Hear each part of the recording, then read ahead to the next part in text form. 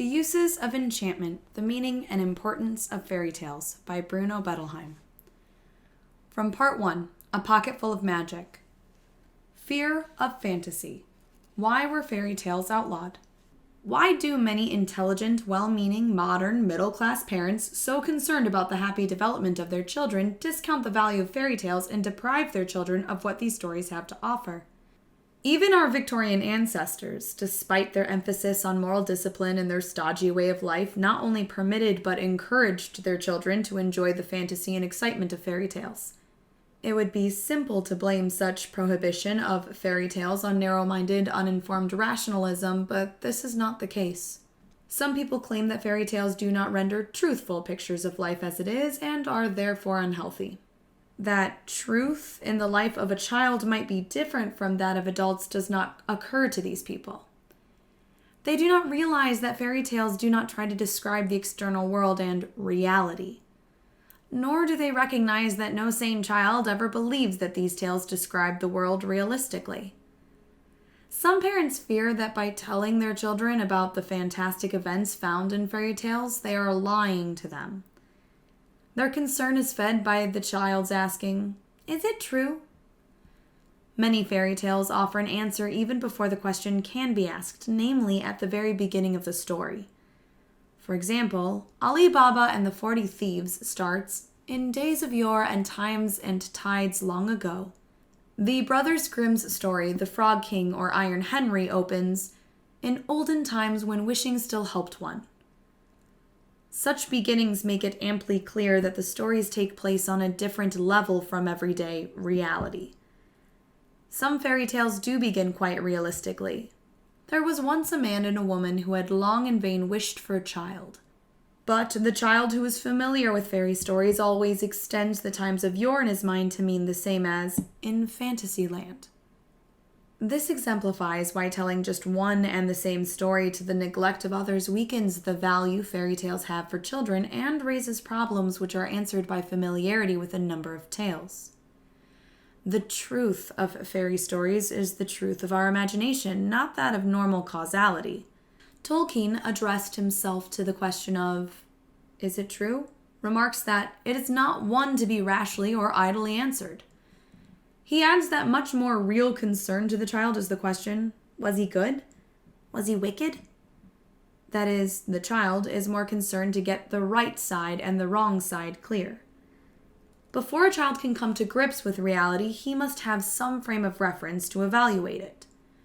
When he asks whether a story is true, he wants to know whether the story contributes something of importance to his understanding and whether it has something significant to tell him in regard to his greatest concerns. To quote Tolkien once more, often enough what children mean when they ask, "Is it true?" is, "I like this, but is it contemporary? Am I safe in my bed?" The answer, "There is certainly no dragon in England today," is all they want to hear. Fairy stories, he continues, are plainly not primarily concerned with possibility, but with desirability. This the child clearly recognizes, since nothing is more true to him than what he desires. Speaking of his childhood, Tolkien recalls, "I had no desire to have either dreams or adventures like Alice, and the account of them merely amused me. I had little desire to look for buried treasure or fight pirates, and Treasure Island left me cool. But the land of Merlin and Arthur was better than these, and best of all the nameless north of Sigurd of the Volsungs and the Prince of all Dragons. Such lands were preeminently desirable. I never imagined that the dragon was of the same order as the horse. The dragon had the trademark of fairy written plainly upon him. In whatever world he had his being, it was of the other world. I desired dragons with a profound desire.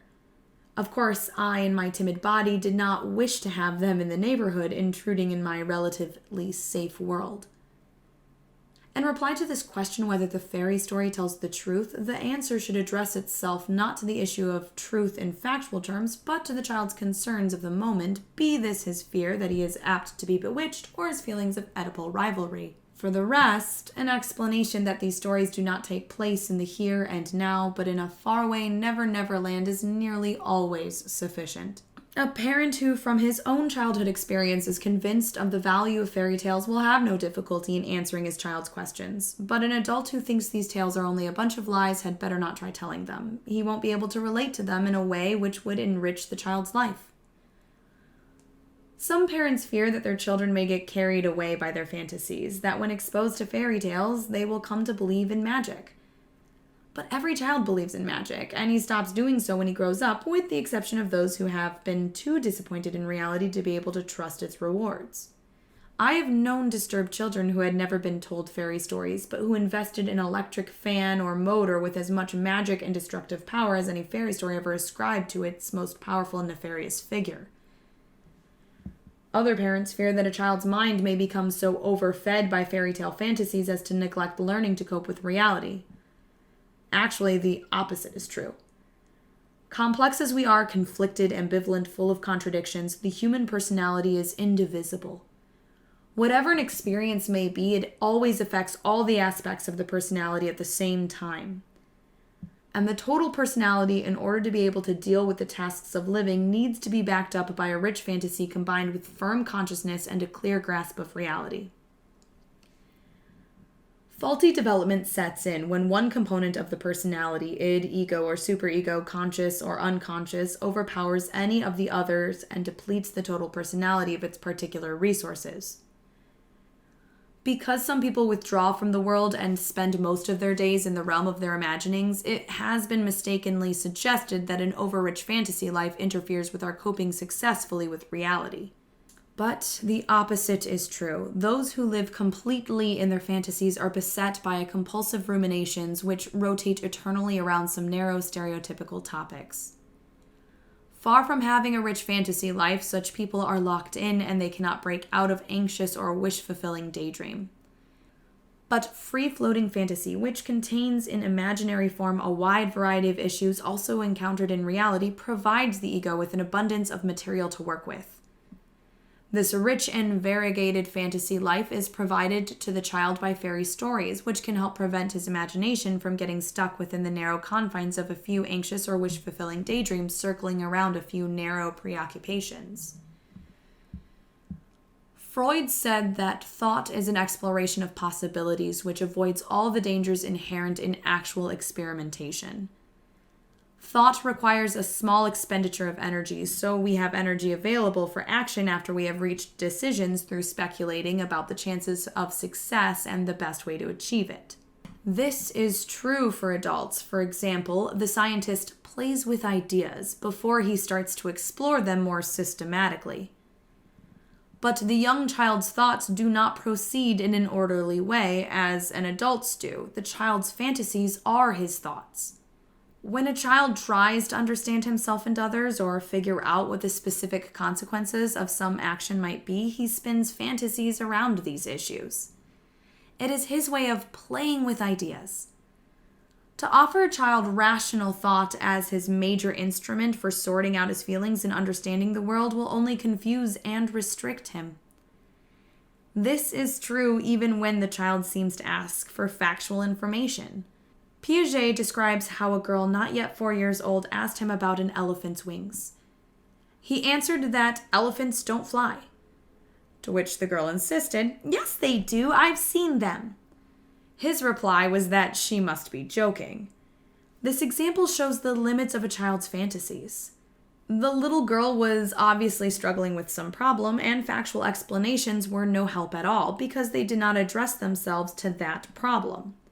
If Piaget had engaged in conversation about where the elephant needed to fly to in such a hurry, or what dangers he was trying to escape from, then the issues which the child was grappling with might have emerged because Piaget would have shown his willingness to accept her method of exploring the problem.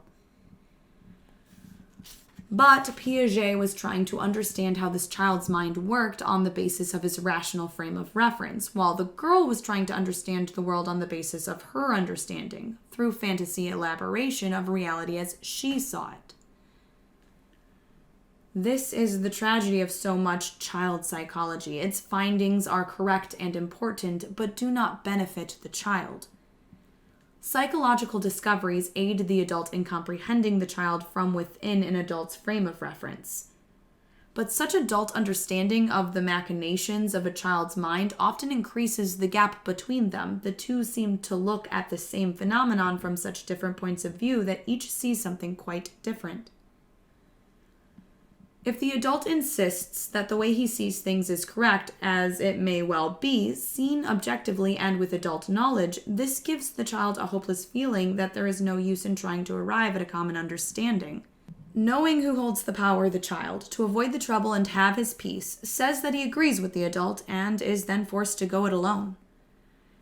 Fairy tales underwent severe criticism when the new discoveries of psychoanalysis and child psychology revealed just how violent, anxious, destructive, and even sadistic a child's imagination is.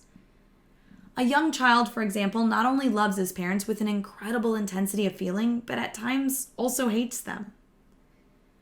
With this knowledge, it should have been easy to recognize that fairy tales speak to the inner mental life of a child. But instead, the doubters claimed that these stories create or at least greatly encourage these upsetting feelings. Those who outlawed traditional folk fairy tales decided that if there were monsters in a story told to children, these must all be friendly, but they missed the monster a child knows best and is most concerned with, the monster he feels or fears himself to be, and which also sometimes persecutes him. By keeping this monster within the child unspoken of, hidden in his unconscious, adults prevent the child from spinning fantasies around it in the image of the fairy tales he knows. Without such fantasies, the child fails to get to know his monster better, nor is he given suggestions as to how he may gain mastery over it. As a result, the child remains helpless with his worst anxieties, much more so than if he had been told fairy tales, which give these anxieties form and body and also shows ways to overcome these monsters. If our fear of being devoured takes the tangible form of a witch, it can be gotten rid of by burning her in the oven. But these considerations did not occur to those who outlawed fairy tales. It is a strangely limited, one-sided picture of adults and life which children are expected to accept as the only correct one. Starving the imagination of the child was expected to extinguish the giants and ogres of the fairy tale, that is, the dark monsters residing in the unconscious, so that these would not obstruct the development of the child's rational mind. The rational ego was expected to reign supreme from babyhood on. This was not to be achieved by the ego's conquering the dark forces of the id, but by preventing the child from paying attention to his unconscious or hearing stories which would speak to it. In short, the child would supposedly repress his unpleasant fantasies and have only pleasant ones. Such id-repressing theories do not work, however. What may happen when a child is forced to repress the content of his unconscious may be illustrated by an extreme example. After long therapeutic work, a boy who at the end of his latency period had suddenly become mute explained the origin of his mutism. He said, "My mother washed out my mouth with soap because of all the bad words I used, and these had been pretty bad, I admit. What she did not know was that by washing out all the bad words, she also washed out all the good ones. In therapy, all these bad words were freed, and with this, the good ones also reappeared." Many other things had gone wrong in this boy's life. Washing his mouth with soap was not the main cause of his mutism, though it was a contributing one. The unconscious is the source of raw materials and the basis upon which the ego erects the edifice of our personality. In this simile, our fantasies are the natural resources which provide and shape this raw material, making it useful for the ego's personality-building tasks. If we are deprived of this natural resource, our life remains limited. Without fantasies to give us hope, we do not have the strength to meet the adversities of life. Childhood is the time when these fantasies need to be nurtured. We do encourage our children's fantasies. We tell them to paint what they want or to invent stories. But unfed by our common fantasy heritage, the folk fairy tale, the child cannot invent stories on his own which help him cope with life's problems. All the stories he can invent are just expressions of his own wishes and anxieties. Relying on his own resources, all the child can imagine are elaborations of where he presently is, since he cannot know where he needs to go nor how to go about getting there. This is where the fairy tale provides what the child needs most. It begins exactly where the child is emotionally and shows him where he has to go and how to do it. But the fairy tale does this by implication, in the form of fantasy material which the child can draw on as seems best to him, and by means of images which make it easy for him to comprehend what is essential for him to understand. The rationalizations for continuing to forbid fairy tales despite what psychoanalysis revealed about the unconscious, particularly that of children, took many forms. When it could no longer be denied that the child is beset by deep conflicts, anxieties, violent desires, and helplessly tossed about by all kinds of irrational processes, it was concluded that because the child is already afraid of so many things, anything else that looked fearsome should be kept from him. A particular story may indeed make some children anxious, but once they become better acquainted with fairy stories, the fearsome aspects seem to disappear while the reassuring features become ever more dominant. The original displeasure of anxiety then turns into the great pleasure of anxiety successfully faced and mastered. Parents who wish to deny that their children has murderous wishes and wants to tear things and even people into pieces believe that their child must be prevented from engaging in such thoughts, as if this were possible. By denying access to stories which implicitly tell the child that others have the same fantasies, he is left to feel that he is the only one who imagines such things. This makes his fantasies really scary. On the other hand, learning that others have the same or similar fantasies makes us feel that we are part of humanity and allays our fears that having such destructive ideas has put us beyond the common pale. A strange contradiction is that well-educated parents outlawed fairy tales for their children at just about the time when findings of psychoanalysis made them aware that, far from being innocent, the mind of the child is filled with anxious, angry, and destructive imaginings. It is also quite remarkable that these parents, so worried about not increasing their child's anxieties, remained oblivious to all the reassuring messages in fairy tales.